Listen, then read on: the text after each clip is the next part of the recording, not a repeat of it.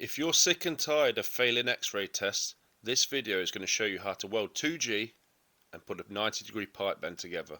So if you've just started learning 2G welding, or you're a professional welder and you're just looking to improve your skills, this video has got something for you. So to start off, what we're completing is we're going to do a TIG route all the way around the joint. We're using 90 amps and 2.4mm wire.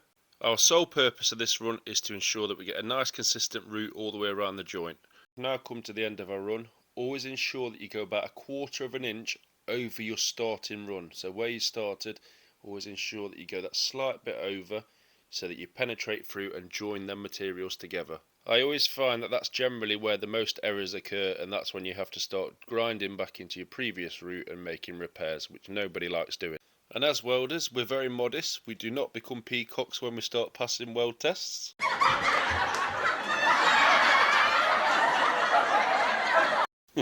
Right, back to serious business. The hot pass, what we're aiming to do is put a reinforcement layer on top of our previous run so we do not disturb the route. So 2 runs in, we're now moving on to the 3rd run. On this 3rd run, as we can see, we're pointing the torch angle directly into the joint, but we're ensuring that we fuse into the bottom half of that pipe.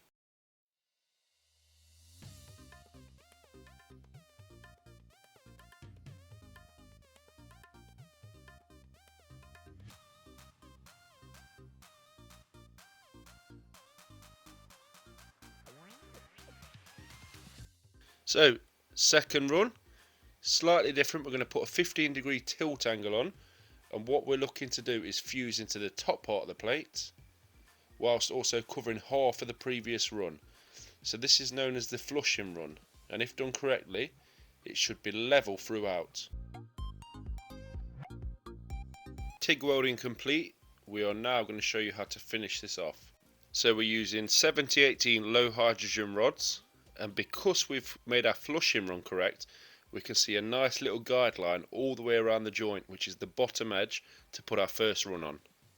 And we're just going to swing around that pipe with a drag angle until we move on to our 2nd run, as you can see now.